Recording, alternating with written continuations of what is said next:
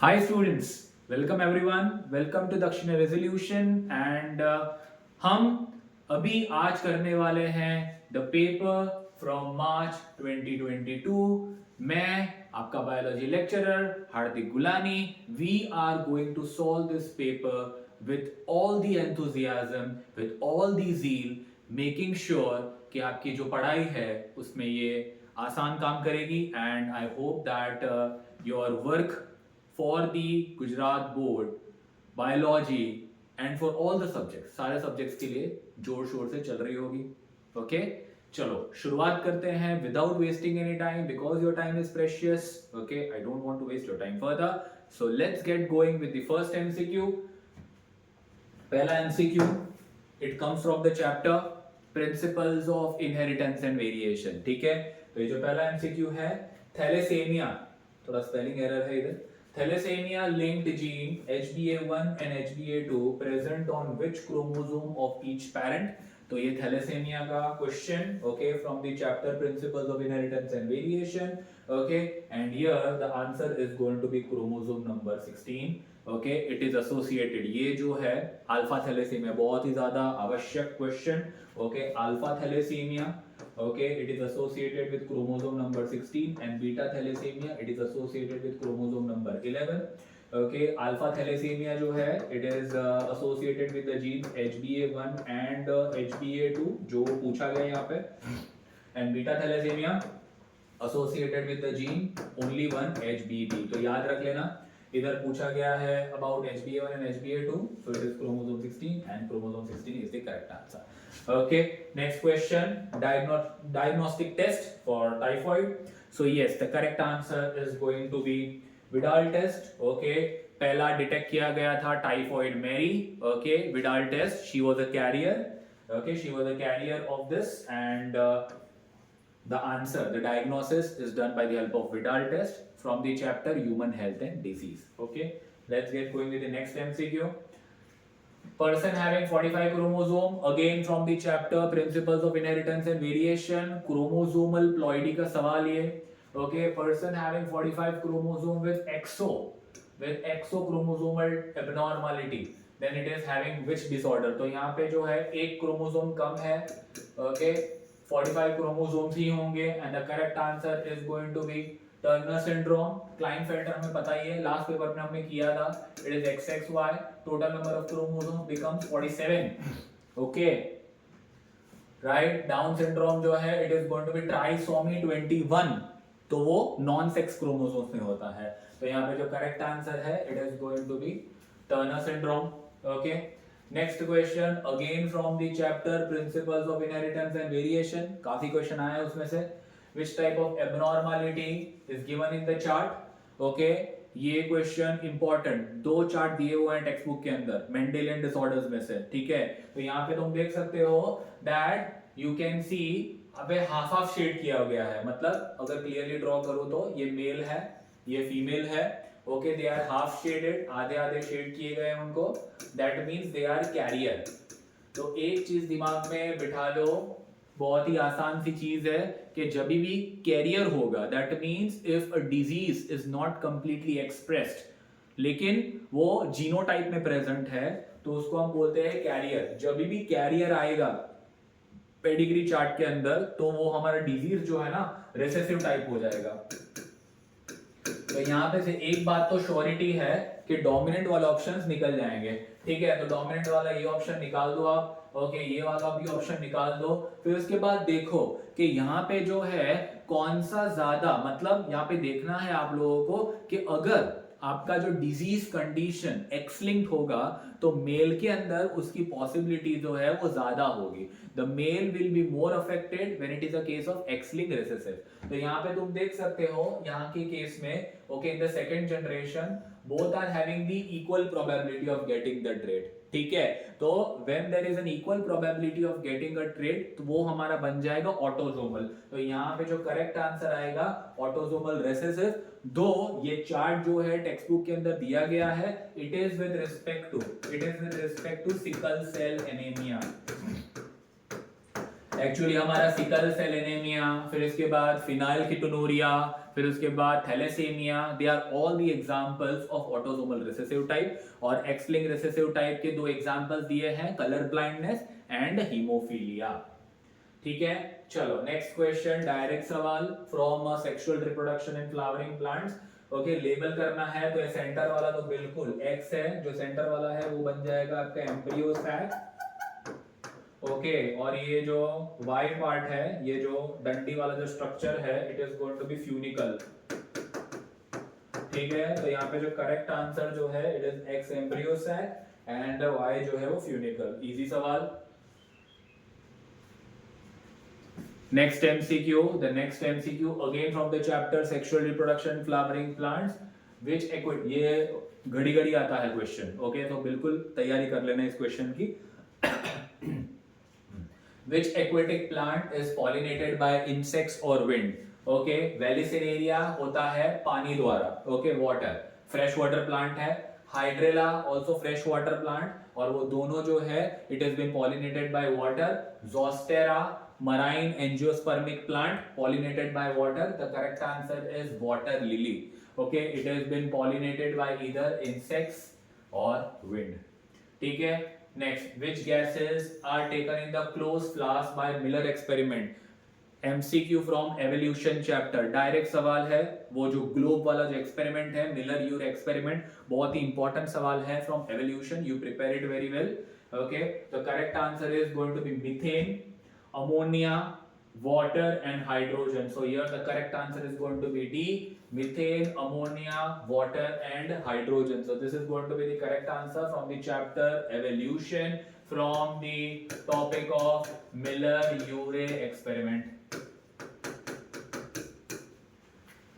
Brain capacity of homo erectus, याद कर लो series origin and evolution of man, बहुत ही इंपॉर्टेंट सवाल। ड्रायोपिथिकस, फिर उसके बाद रामापिथिकस, ऑस्ट्रेलोपिथिकस, फिर होमो हैबिलिस, होमो इरेक्टस, ओके, निएंडर्स, उसके बाद होमो सेपियंस। तो यहाँ पे इनकी ब्रेन कैपेसिटी में से बिल्कुल सवाल आते हैं।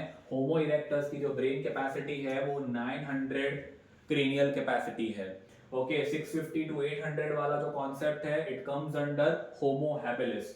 Okay, 1400 cc it will come under neanderthals. Okay, तो यहाँ पे जो करेक्ट आंसर है वो 900 सीसी, बहुत ही इंपॉर्टेंट क्वेश्चन। ठीक है, अब ये दोनों जो क्वेश्चन है 9, 10, 10 एक्चुअली अपने सिलेबस के अंदर नहीं है, it is not there in our syllabus, तो very quickly we will complete that. ठीक है, तो ये एक्चुअली चैप्टर एलिमिनेटेड हो चुके हैं। एनवायरमेंटल इश्यूज का ये सवाल है। According to Central Pollution Control Board, which size particles are responsible for causing greatest harm to the human health? Answer is 2.5 micrometers. तो इसका explanation हम नहीं करेंगे because it is not there in our this syllabus also, मतलब Gujarat board के syllabus में भी नहीं है और हमारे कॉम्पिटिटिव सिलेबस मतलब नीट सिलेबस में भी ये सवाल नहीं आता है। फिर उसके बाद DDT का full name, okay, so it is dichloro diphenyl trichloroethane, तो यहाँ पे C is the correct answer. Okay, now ये चैप्टर इंपॉर्टेंट इकोसिस्टम, उसमें से इन्वर्टेड पिरामिड ढूंढना है। याद कर लो, pyramid of biomass, ocean ecosystem. ठीक है, तो मराइन इकोसिस्टम, ओके, जिसके अंदर जो बायोमास होगा, तो बायोमास किसके अंदर ज्यादा है? बायोमास जो है ना हमारे अपर लेवल के जो टॉपिक्स हैं, मतलब इन केस ऑफ कंज्यूमर्स, मतलब फिशेस के अंदर बायोमास ज्यादा होगा कंपेयर टू फाइटोप्लैंक्टॉन्स। तो इसी वजह से ये पिरामिड कैसा बन जाएगा? इन्वर्टेड बन जाएगा, ऐसा बन जाएगा। ठीक है, नेक्स्ट सवाल, zooplanktons is included under which trophic level? तो बहुत ही ज्यादा सिंपल, अगर पहले लेवल पे बात करूं तो पहले लेवल पे प्रोड्यूसर्स आते हैं फाइटोप्लैंक्टॉन्स, ओके, स्मॉल प्लांट्स। ठीक है, उसके ऊपर कौन आ जाएंगे? उसके ऊपर आ जाएंगे जूप्लैंक्टन्स, जो छोटे छोटे एनिमल्स हैं, and these small animals are going to feed on phytoplanktons। ठीक है, तो यहाँ पे आंसर आ जाएगा प्राइमरी कंज्यूमर, बिकॉज ये है प्राइमरी प्रोड्यूसर, ये आ जाएंगे प्राइमरी कंज्यूमर के अंदर। ठीक है, नेक्स्ट क्वेश्चन, अब ये जो नेक्स्ट क्वेश्चन है comes from the chapter microbes in human welfare. ठीक है, नेक्स्ट क्वेश्चन देखते हैं, which of the following is a key material in between primary treatment and secondary treatment? बहुत ही इंपॉर्टेंट और बहुत ही थोड़ा सा विचित्र सा सवाल है ये, कि हमें जो है ना क्या ढूंढना है, हमें ढूंढना है कि जो अपना प्राइमरी ट्रीटमेंट है, ठीक है, primary treatment means it is talking about filtration method और जो बायोलॉजिकल मेथड है, उन दोनों के बीच में, उन दोनों के बीच का कनेक्टिंग लिंक क्या है, उन दोनों के बीच का कनेक्टिंग लिंक क्या है, तो वो हमें ढूंढना है। देखो फ्लॉक्स मतलब क्या, कि फ्लॉक्स मतलब तो एक्टिवेटेड बैक्टीरिया इन फंजाई, तो वो तो सिर्फ किस में आता है, वो तो सिर्फ सेकेंडरी ट्रीटमेंट में आता है। एक्टिवेटेड स्लज भी सेकेंडरी ट्रीटमेंट में आता है। प्राइमरी स्लज हमें मिलता है प्राइमरी ट्रीटमेंट में से, लेकिन हम उसे डिस्कार्ड कर देते हैं, तो वो भी नहीं आएगा, तो ये आंसर नहीं बनेगा, ये आंसर नहीं बनेगा, ये आंसर भी नहीं बनेगा। बनेगा कौन सा आंसर, एफ्लुएंट। तो हमें जो एफ्लुएंट है वो मिलता है प्राइमरी ट्रीटमेंट के अंदर, अभी वो एफ्लुएंट हम कहां डालेंगे, सेकेंडरी ट्रीटमेंट में। तो एफ्लुएंट मिलता कहां से है, प्राइमरी ट्रीटमेंट में से, उसे हम फर्दर प्रोसेस करते हैं सेकेंडरी ट्रीटमेंट के लिए। तो the correct answer is going to be effluent because it is a key material. Because effluent मतलब क्या, एफ्लुएंट मतलब वेस्ट मटेरियल, उसी को तो हमें प्रोसेस करना है, उसी को हमें जो है सेकेंडरी ट्रीटमेंट में, बायोलॉजिकल ट्रीटमेंट में भेजना है। So yes, the correct answer is going to be effluent because that is going to be the connecting link. ठीक है, गुड टू गो। चलो मूविंग फर्दर, ट्राइकोडर्मा फंगस, बहुत ही इंपॉर्टेंट क्वेश्चन, ओके, और बहुत ही ज्यादा ओके तुम्हारे एग्जामिनेशन में आएगा ये सवाल, trichoderma, okay, it is one of the bio control agent, okay, एक डायरेक्ट लाइन दी हुई है टेक्स्ट बुक के अंदर, okay, in the treatment of, so यहाँ पे जो है डायरेक्ट लाइन है, it is given direct line in the text book, it is responsible in the treatment of disease plant. Aphids and mosquitoes को तो control करने के लिए हमें पता ही है, ladybird, beetle and dragonfly, okay, वो हमें पता ही है। कंट्रोलिंग इंसेक्ट लार्वा नहीं। Narrow spectrum insecticidal application, narrow spectrum मतलब हमारा बैक्यूलो वायरस है, which comes under the category of nucleopolyhedrovirus। तो यहाँ पे करेक्ट आंसर है option A, treatment of disease plant. Next question again from the and this thing microbes chapter, which enzyme used as a clot buster, तो without any doubt streptokinase, because streptokinase जो है वो हमें मिलता है streptococcus bacteria में से, and it is responsible for controlling what, it is responsible for controlling the clots which are formed in our body। तो 15 MCQ बन गए, ठीक है, इसमें कोई डाउट्स हैं, quickly have a look over here, देख लो एक बार।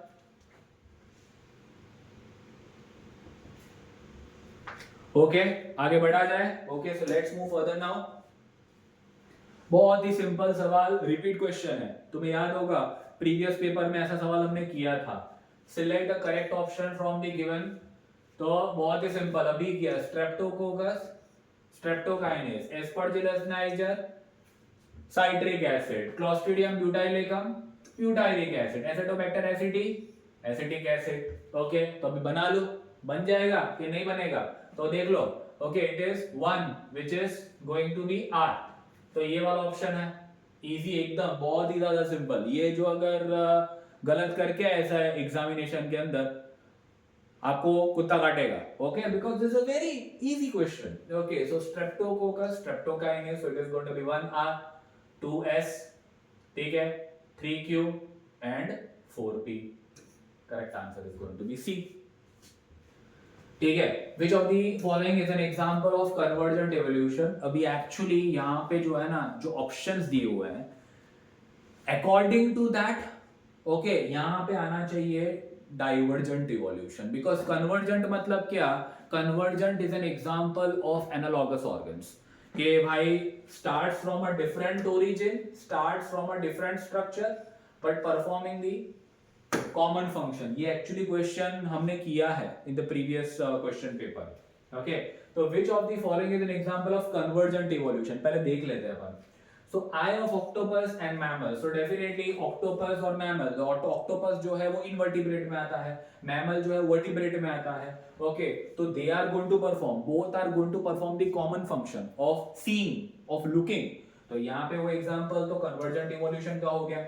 फिर flippers of penguins and dolphins, ठीक है, अभी डॉल्फिन मैमल है, ओके, पेंगुइन जो है वो एव है, it is a bird. Okay, so flippers किसके लिए यूज होगा, लोकोमोशन के लिए। तो वो भी तो एग्जांपल हो जाएगा कन्वर्जेंट इवोल्यूशन का। तो ये भी कन्वर्जेंट इवोल्यूशन, ये भी कन्वर्जेंट इवोल्यूशन।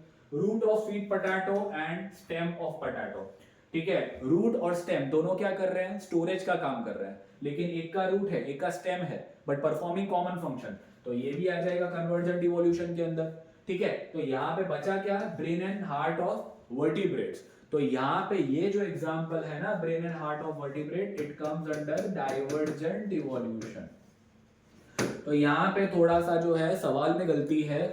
ये सवाल दो हिसाब से पूछ सकते हैं कि which of the following is not an example of convergent evolution और which of the following is an example of divergent evolution। तो ये आंसर बैठेगा correct, brain and heart of vertebrates, ठीक है। गुड टू गो है, okay. ये थोड़ा सा मिस्टेक है यहाँ पे। नेक्स्ट क्वेश्चन, 18वां सवाल, if the population density at time t is n, then at time t plus 1 population density will be, इसका तो न्यूमेरिकल हमने लास्ट पेपर में किया था, it is nt plus 1 nt plus b plus i minus d plus e। तो यहाँ पे simple सा MCQ from the chapter organisms and population, ठीक है। नेक्स्ट MCQ हमारे सिलेबस के अंदर नहीं है, it is eliminated chapter, strategies for enhancement in food production। so culturing of honeybee, it is apiculture। चलो ह्यूमन हेल्थ एंड डिजीज में से ये सवाल, which of the following organ is primary lymphoid organ. तो प्राइमरी लिम्फोइड ऑर्गन तो हमें पता ही है, प्राइमरी लिम्फोइड ऑर्गन दो ही आते हैं, bone marrow and thymus, bone marrow and thymus. Again from the chapter human health and disease, opioids में से सवाल, ड्रग्स एंड अल्कोहल अब्यूज में से ये सवाल है। Drugs obtain from acetylation of morphine, morphine को हम एसिटाइल ग्रुप ऐड करेंगे तो हमें मिलेगा हेरोइन, ओके।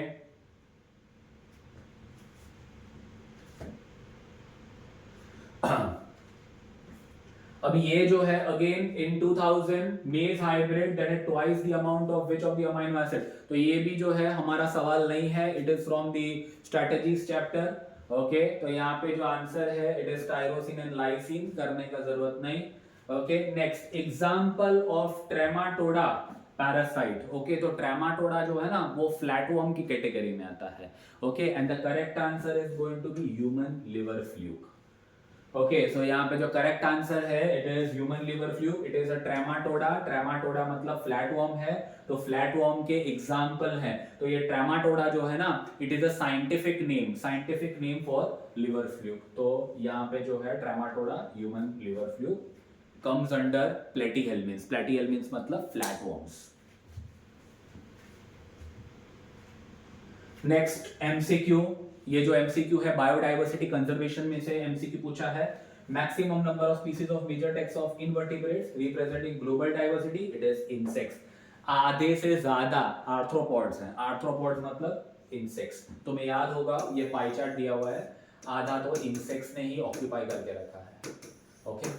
तो the correct answer is going to be insects, okay. Moving further, एकदम सिंपल सा सवाल, okay, from molecular basis of inheritance, ठीक है।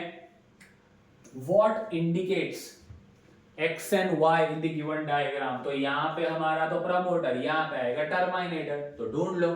तो एक्स जो है वो प्रमोटर है and okay over here Y is going to be, तो वाई ढूंढ लो। तो yes, Y is going to be terminator, the correct answer is going to be B, ठीक है।